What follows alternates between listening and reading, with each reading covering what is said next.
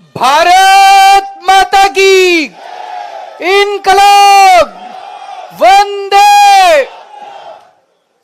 साथियों, आज हम अपने आदर्श शहीद आजम भगत सिंह जी को श्रद्धांजलि देने के लिए यहां पे एकत्रित हुए हैं। आज के दिन को शहादत दिवस माना जाता है क्योंकि तीन बहुत बड़े स्वतंत्रता सेनानी भगत सिंह, सुखदेव, राजगुरु, तीनों को आज ही के दिन फांसी की सजा दी थी अंग्रेजों ने, और वो हंसते हंसते फांसी के फंदे को उन्होंने चूम लिया। उस वक्त के पूरे भारतवर्ष को नहीं, पूरी दुनिया के लोगों को उन लोगों ने अपने शहादत से इंस्पायर किया था।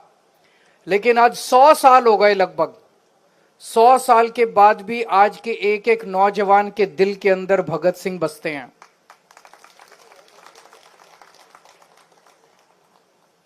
हमने भगत सिंह को और बाबा साहब अंबेडकर को अपना आदर्श माना है। भगत सिंह ने कहा था कि मेरा मकसद केवल अंग्रेजों को देश से बाहर निकालना नहीं है, मेरा मकसद एक नया समाज गठित करना है जहां सबको बराबरी का अधिकार हो, गरीबों को उनका हक मिले, कोई गरीब ना रहे, सबको अच्छी शिक्षा मिले, अच्छी स्वास्थ्य सेवाएं मिले, सबको बरा जाति धर्म की भेदभाव नहीं होना चाहिए। उन्होंने कहा था कि अगर हमने ऐसे समाज का निर्माण नहीं किया तो अंग्रेजों के बाद ये गोरे अंग्रेज चले जाएंगे और काले अंग्रेज आके बैठ जाएंगे। उनको पता था कि ये होने वाला है। सोचो, उन्होंने 100 साल पहले बोल दिया था और आज हमारे देश के अंदर वही हो रहा है। जो जो सपने स्वतंत्रता सेनानियों के मन में थे और जिन सपनों के लिए उन लोगों ने अपनी जान की कुर्बानी दे दी, इतने अत्याचार बर्दाश्त किए, आज उनका एक भी सपना पूरा नहीं हो रहा। एक भी उल्टी दिशा में गंगा बहनी चालू हो गई है। मैं आपको एक छोटा सा उदाहरण देना चाहता हूं। बस बात बहुत छोटी है लेकिन संकेत बहुत बड़ा है। आप लोगों ने एक किताब है, पढ़ी है कि नहीं पढ़ी मुझे नहीं पता, एक भगत सिंह जी के पत्र, भगत सिंह जी ने जो जेल से चिट्ठियां लिखी थी, उन्होंने अपने पिताजी को चिट्ठी लिखी थी, उन्होंने अपने साथियों को चिट्ठियां लिखी थी, उन्होंने जेल से कई लोगों को चिट्ठियां लिखी थी। और वो चिट्ठियां जेल से जब बाहर जाती थी तो बकायदा अंग्रेज अधिकारी उसको सेंसर करके पढ़ के और फिर बाहर भेजते थे। और उन चिट्ठियों को अगर आप पढ़ें तो उसमें काफी विस्फोटक मटेरियल होता था, अंग्रेजों के खिलाफ काफी कुछ लिखा होता था। फिर भी अंग्रेज उन चिट्ठियों को उसके साथियों, उनके साथियों के पास भी भेजते थे, पिताजी के पास भी भेजते थे, उनके रिश्तेदारों के पास भी भेजते थे। जब मैं जेल गया, मैंने एक चिट्ठी लिखी एलजी साहब को, 2 लाइन की चिट्ठी। जब मैं जेल में था, मैं मुख्यमंत्री था, मैंने इस्तीफा नहीं दिया था।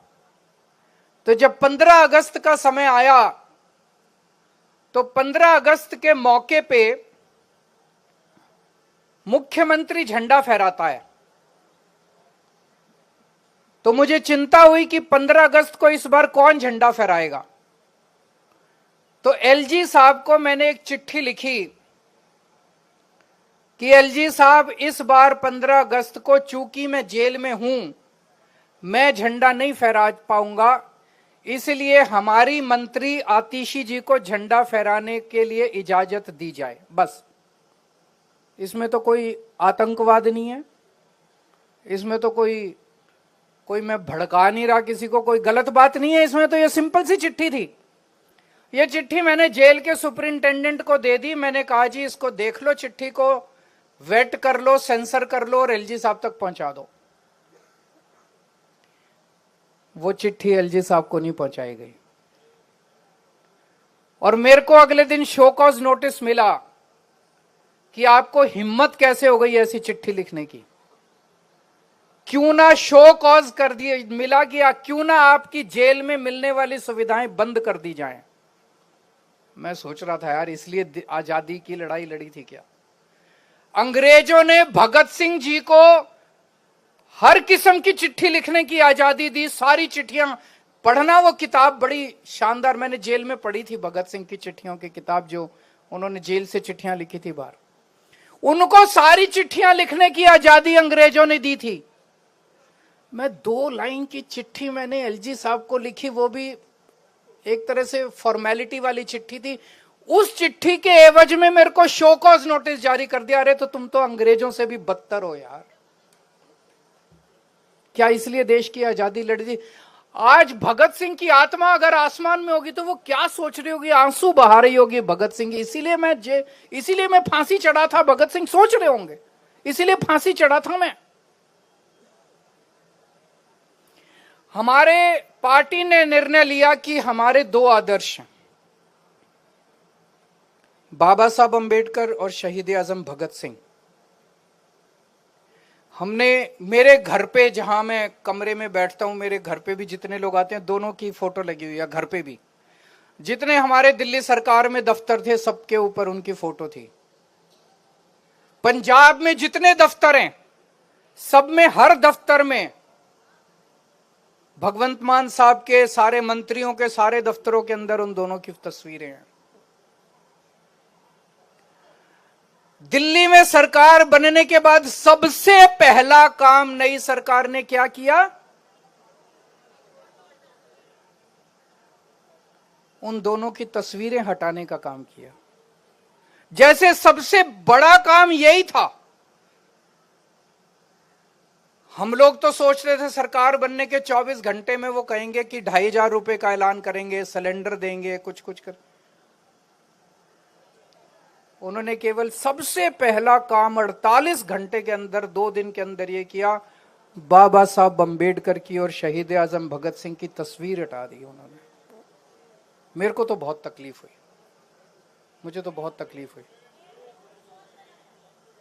उनकी जगह उन्होंने अपने नेताओं की तस्वीर लगा दी। मैं आपसे पूछना चाहता हूं कि क्या शहीद आजम भगत सिंह और बाबा साहब अंबेडकर से बड़ा इस देश के अंदर कोई बलिदानी हो सकता है, बलिदान देने वाला हो सकता है? जिन्होंने देश की आजादी के लिए इतनी बड़ी कुर्बानियां दी, इतने संघर्ष दिए, उनको हम इस तरह से भूल जाएंगे, उनकी तस्वीरें हटा देंगे? जब हम लोगों ने ये तस्वीरें लगाई थी, जब ऐलान किया था, निर्णय लिया गया था आज से कुछ साल पहले, तो कांग्रेस पार्टी ने और उनके समर्थकों ने हमारी बड़ी निंदा की थी। उन्होंने कहा था इन्होंने गांधी जी की तस्वीर नहीं लगाई, गांधी जी का अपमान किया, गांधी जी की तस्वीर नहीं लगाई। लेकिन जब बीजेपी वालों ने इन दोनों की तस्वीरें हटाई तो कांग्रेस कुछ नहीं बोली। मुझे बड़ी तकलीफ हुई। तो उनको ना तो गांधी जी से प्यार है ना इनसे प्यार है। ये तो घालमेल चल रहा है इन दोनों के बीच में, है कि नहीं है? इनको किसी से प्यार नहीं है। एक शब्द नहीं कांग्रेस वालों ने बोला, कांग्रेस के समर्थकों ने बोला कि बीजेपी गलत कर रही है। अभी मैं जब आया सोशल मीडिया पे, ट्विटर पे एक वीडियो देख रहा था मैं। उस वीडियो में एक महिला बस में चढ़ी अभी और उसने कंडक्टर से पिंक टिकट मांगी। कंडक्टर ने देने से मना कर दिया। कंडक्टर ने बोला कि हमें ऊपर से आदेश आया है कि जिन जिन महिलाओं के पास फोन है उनको टिकट नहीं देनी, वो फोन पे ऐप डाउनलोड करके ऐप से टिकट ले ले। कितनी महिलाएं ऐप डाउनलोड करेंगे? कौन महिला टिकट लेगी? प्रधानमंत्री जी कह के गए थे कि कोई भी सुविधा बंद नहीं की जाएगी। मैं उन्हें अपील करना चाहता हूं कि आपका बड़प्पन तब है जब आप कुछ नई सुविधाएं दें। जो आज मौजूदा सुविधाएं दिल्ली के लोगों को मिल रही हैं वो बंद ना करें। लाखों लाखों महिलाएं रोज दिल्ली की बसों के अंदर सफर करती हैं। बहुत सारी महिलाएं हैं जो इस फ्री बस सफर की वजह से दूर दूर तक अब नौकरी करने लगी हैं, अपना काम धंधा करने लगी हैं। दूर दूर जाके भाई कई बेटियां ऐसी हैं जो कॉलेज की पढ़ाई अब कर पा रही हैं। उन सबको तकलीफ होगी अगर फ्री बस का सफर बंद कर दिया गया। आपने कहा था 8 मार्च को 2,500 रुपए आपके अकाउंट में आ जाएंगे, लोग उसकी इंतजार करते रह गए। आपने कहा था होली पे गैस का सिलेंडर मिलेगा, लोग इसकी इंतजार करते रह गए। जो वादे आपने किए थे वो वादे पूरे करो ना। आप पुरानी सुविधाओं को भी बंद करते जा रहे हो, ये तो धोखा हो जाएगा लोगों के साथ, ये तो सही नहीं है। तो मेरी आप सब लोगों से, खासकर आम आदमी पार्टी के कार्यकर्ताओं से आज शहादत दिवस के अवसर पर निवेदन है, अपील है कि हमारी पार्टी सत्ता के लिए नहीं आई थी, सत्ता से पैसे, पैसे से सत्ता, इसके लिए नहीं आई। हमारी पार्टी बाबा साहब अंबेडकर और शहीद आजम भगत सिंह के सपनों को पूरा करने के लिए आई है। और ये ऐसे नहीं पूरे होंगे, उसके लिए बहुत बड़ी बड़ी कुर्बानियां देनी पड़ेंगी, लड़ना पड़ेगा, संघर्ष करना पड़ेगा। और आज हमारी पार्टी का एक एक कार्यकर्ता वो संघर्ष कर रहा है, चाहे वो सड़क पे कर रहा हो, चाहे असेंबली के अंदर बैठ के कर रहा हो, चाहे संसद के अंदर जब संजय सिंह दहाड़ते हैं तो पूरा देश सुनता है उनको कि किस तरह से ये संघर्ष करते रहना पड़ेगा हम लोगों को। और मैं पूरी तरह, मुझे विश्वास है कि जब आज के दौर का इतिहास लिखा जाएगा तो ये लिखा जाएगा कि केवल आम आदमी पार्टी थी जिसने इन क्रूर शासकों के खिलाफ संघर्ष किया और लड़ाई लड़ी थी। बाबा साहब अंबेडकर